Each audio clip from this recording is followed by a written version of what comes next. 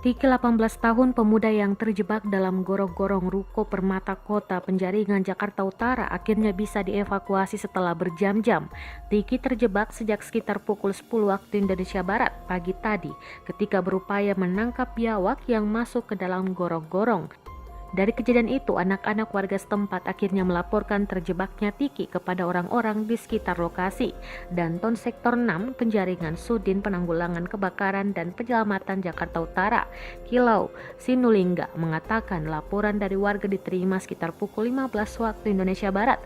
Mendapat laporan, 12 petugas gabungan dari Sudin, Gul Karmat, Jakarta Utara dan Jakarta Barat langsung melakukan penanganan, dibantu anggota Sudin Sumber Daya Air Jakarta Barat. Proses evakuasi berjalan sekitar 3 jam, hingga akhirnya korban bisa keluar dari gorong-gorong.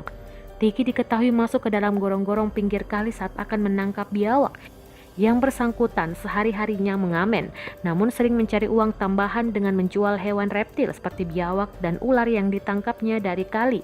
Pagi tadi, Tiki mencoba menangkap biawak tanpa memperhitungkan bahwa gorong-gorong yang ditujunya begitu sempit.